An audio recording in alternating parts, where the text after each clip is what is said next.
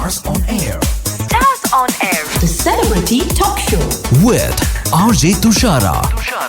Radio Malayalam 98.6 stars on air ആണ് കേട്ടുകൊണ്ടിരിക്കുന്നത്. കൂടെയുണ്ട് RJ തുഷാര. നമ്മുടെ കൂടെ ഇന്ന് ജോയിൻ ചെയ്തിരിക്കുന്നത് നമ്മുടെ ഒരു പവിഴ മഴ പോലെ ഇവിടെ നമ്മുടെ മനസ്സിലേക്ക് ആവേശത്തോടെ കുറേയധികം പാട്ടുകൾ പേയിപ്പിച്ച സ്വന്തം ലിറിസിസ്റ്റ് ആണ്. Welcome to stars on air Vinayak Sasikumar. Thank you for having me. ശരിക്കും ഇപ്പോൾ ലിറിക്സ് അല്ല, ഇപ്പോൾ ഏറ്റവും കൂടുതൽ ചർച്ചയായി മാറിയിരിക്കുന്നത് ഒരു സീരീസ് ആണ്. സീക്രട്ട് സ്റ്റോറീസ് റോസ്ലിൻ എന്ന ഈ ഒരു വെബ് സീരീസ് ആണ് has become the talk of the town.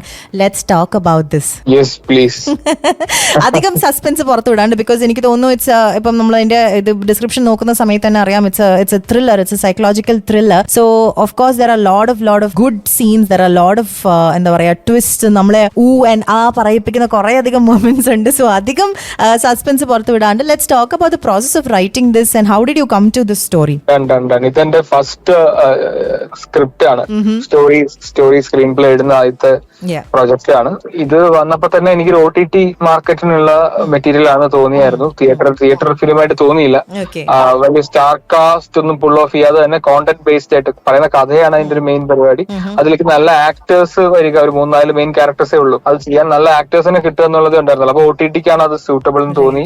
അങ്ങനെ പിന്നെ എനിക്കിന്റെ ക്ലൈമാക്സ് ആണ് ആദ്യം കിട്ടിയത്. അപ്പൊ ബാക്ക്വേർഡ്സ് വർക്ക് ചെയ്ത് ഇങ്ങനെ ഒരു കഥയാക്കിയത് ഓഫ്കോഴ്സ് ജീത്തു ജോസഫ് സാറാണ് ഞങ്ങളുടെ ഷോ റണ്ണർ. അപ്പൊ ജീത്തു സാറിന് നറേറ്റ് ചെയ്തു. He was very excited. Jeethu സാറിന്റെ അസോസിയേറ്റ് ആയിട്ടുള്ള സുമേഷ് ആണ് ഡയറക്ട് ചെയ്തേക്കുന്നത്.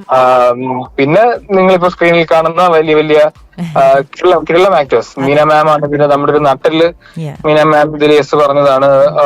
മീന മാം നമ്മളിപ്പോ ഇത് പ്രസന്റ് ചെയ്തിരിക്കുന്ന സീരീസ് ആയതുകൊണ്ട് തന്നെ നമ്മള് മലയാളത്തിലാണ് ഒറിജിനലി ഷൂട്ട് ചെയ്തതെങ്കിലും simultaneously releasing in all Indian language. South Indian ലാംഗ്വേജസിലെല്ലാം വളരെ റെക്കഗ്നൈസബിൾ ഫേസ് ആണല്ലോ മീന മാമിന്റെ. അപ്പൊ അങ്ങനെ മീന മാം ഇതിന്റെ ഒരു സോളിഡ് ബാക്ക് ബോൺ ആയി മാറി. പിന്നെ of course Vineeth sir, Sanjana Deepu ആണ് റോസ്ലിൻ എന്നുള്ള ക്യാരക്ടറിനെ അവതരിപ്പിച്ചിരിക്കുന്ന മൂത്തോൽ അഭിനയിച്ച സഞ്ജന, ആൻഡ് ഹക്കിം. ആ റോള് നമുക്ക് കാസ്റ്റ് ചെയ്യാൻ ആരെ വേണമെന്ന് ഇങ്ങനെ ആലോചിച്ചിട്ട് അത് ഏറ്റവും മിസ്റ്റീരിയസ് ആയിട്ട് പോകുന്ന ഒരു റോൾ അതാണ്. അപ്പൊ അങ്ങനെ ഗുഡ് ആക്ടർ ബട്ട് വിത്തൗട്ട് നമ്മൾ മുൻവിധികളോടൊന്നും ഇല്ലാതെ നമുക്ക് സമീപിക്കാൻ പറ്റുന്ന ഒരു ആക്ടറിനെ വേണം നോക്കിയപ്പോ Hakeem was the best option. അങ്ങനെയാണ് ഇവരെല്ലാരും വരുന്നത്. ആൻഡ് ഞങ്ങൾക്ക് ഒരു ഫൈനലി ഇത് ഇറങ്ങാൻ വേണ്ടി ഒരു വെയിറ്റിംഗിന് വേണ്ടി ഞങ്ങൾ ഇരുന്നത്. കാരണം ഇതിന്റെ ഷൂട്ട് കുറച്ച് മുമ്പ് കഴിഞ്ഞതാണ്. അപ്പൊ ആ ഒരു ഓർഡറിൽ ഞങ്ങളുടെ സ്ലോട്ട് വരാൻ വേണ്ടി വെയിറ്റ് ചെയ്തിരുന്നു. ഫൈനലി റെസ്പോൺസ് വന്നപ്പോഴത്തേക്കും ആ വെയിറ്റ് വർത്തായിരുന്നു എന്ന് തോന്നുന്ന രീതിയിൽ ജനറലി എക്സ്ട്രീം പോസിറ്റീവ് റിവ്യൂസ് ആണ് വന്നുകൊണ്ടിരിക്കുന്നത്. അപ്പൊ കാണാത്തവർ ഇപ്പോഴുണ്ടെങ്കിൽ കാണൂ എന്നുള്ള റിക്വസ്റ്റ് ആണ് പറയാനുള്ളത്. Secret stories Roslin once again.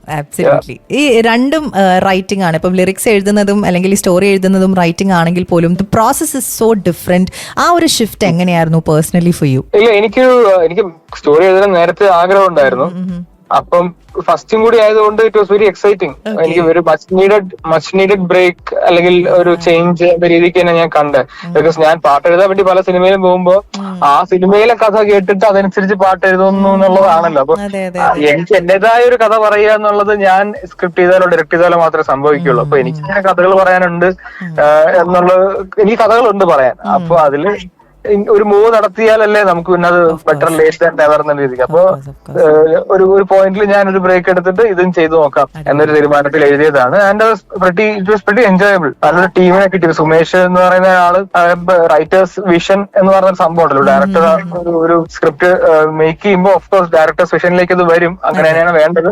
എന്നാൽ പോലും അത് എന്റെ വിഷനിൽ നിന്ന് ഒരുപാട് ഡിഫറെന്റ് അല്ല എന്നുള്ളത് റീഅഷ്യൂർ ചെയ്യുന്ന ഒരാളെയാണ് ഞാൻ തേടിക്കൊണ്ടിരുന്നത് ഡയറക്ട് ചെയ്യാൻ. അപ്പൊ Sumesh was talented as well as pretty aligning with my vision of how Roslyn should be. അങ്ങനെ നല്ലൊരു ടീമിനെ കിട്ടിയോണ്ടാണ് ഈ പരിപാടി ചെയ്തത്. അത് റിസൾട്ടിലും വന്നിട്ടുണ്ട് എന്നാണ് ഞാൻ വിശ്വസിക്കുന്നത്. ഞാനും ഇത് കണ്ടു തുടങ്ങിയപ്പോൾ ഐ വാസ് ലൈക്ക് 1 എപ്പിസോഡൊക്കെ കണ്ട് നമ്മൾ മിക്ക നല്ല ഷോസും കാണുന്ന പോലെ തന്നെ ഒരു എപ്പിസോഡ് കണ്ടിട്ട് ബാക്കി നാളെ കാണാമെന്ന് പറഞ്ഞ് തുടങ്ങിയ ആളുകൾ ഫുള്ള് കണ്ട് തീർത്തിട്ടാണ്.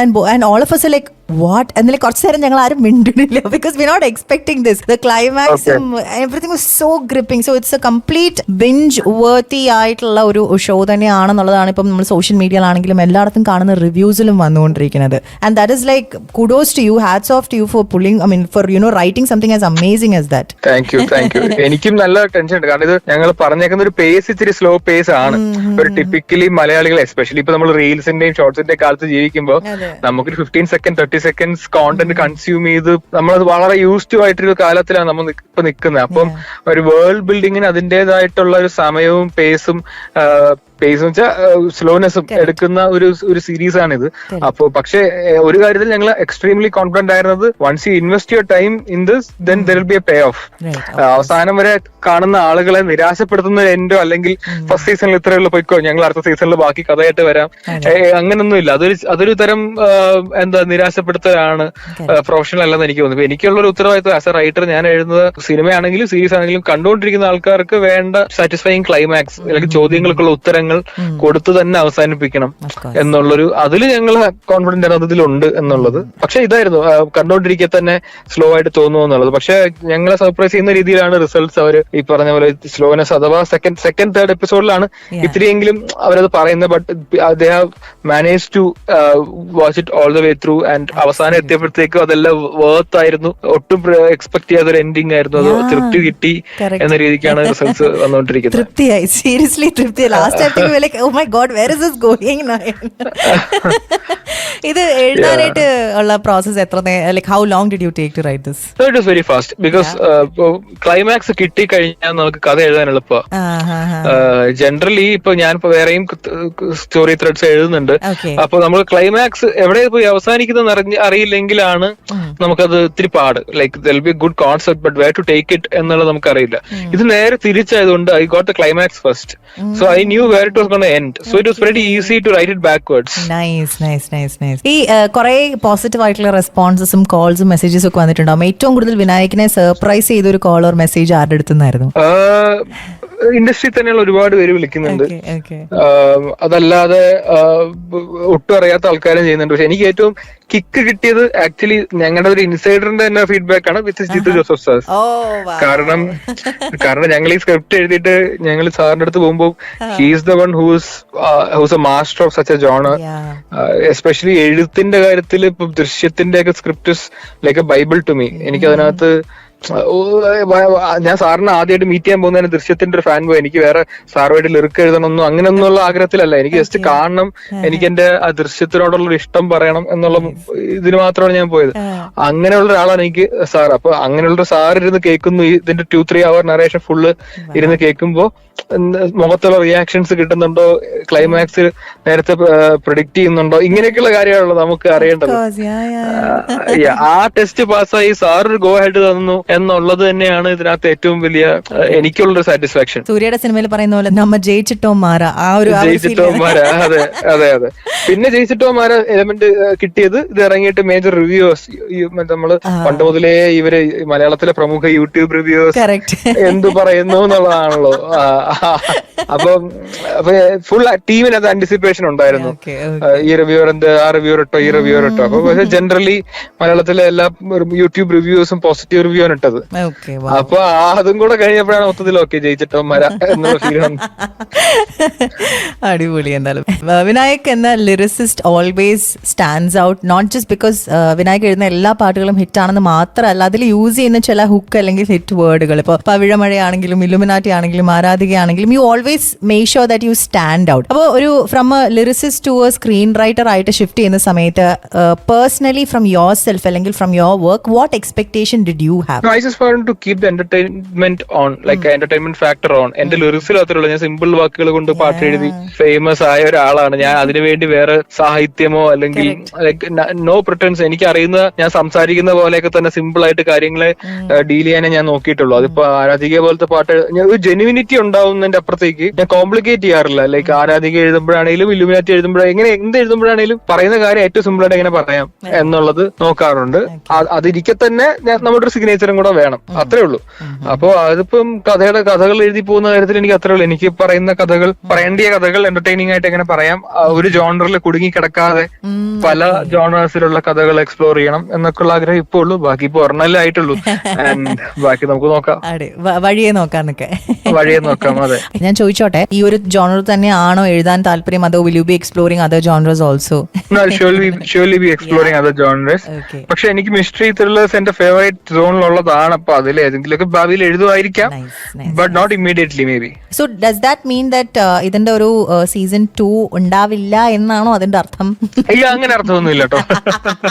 ഞങ്ങള് സീക്രട്ട് സ്റ്റോറീസ് റോസ്ലിൻ എന്ന് പേരിടാൻ കാരണം തന്നെ secret stories is the name of the franchise and Roslin is the name of first season. അപ്പൊ ഫസ്റ്റ് സീസണിന്റെ പേര് റോസ്ലിൻ എന്നാണ്. അത് റോസ്ലിന്റെ കഥയാണ്. അത് കഴിഞ്ഞു. നമ്മുടെ 6th എപ്പിസോഡോടെ കഴിയുമ്പോൾ ആ സ്റ്റോറി വൈൻഡപ്പ് ആയി. But there can be A secret stories of somebody else that can be A season 2. Nice. അത് ആക്ച്വലി അടുത്ത ക്വസ്റ്റ്യൻ സംതിങ് സിമിലർ ആയിരുന്നു. ദാറ്റ് ഇസ് ഇപ്പം ഈ ഉള്ള ഓരോ ക്യാരക്ടേഴ്സും ഈച്ച് ഓഫ് ദ ക്യാരക്ടറിന് ഭയങ്കര പവർഫുൾ ആയിട്ടുള്ള ഒരു റോളാണ് ഈ ഒരു സീരീസിലുള്ളത്. ഇതിൽ ഏതെങ്കിലും ഒരു ക്യാരക്ടറിന്റെ ഒരു സ്പിൻ ഓഫ് എഴുതുവാണെന്നുണ്ടെങ്കിൽ who would it be about എന്നായിരുന്നു മൈ ചോദ്യം.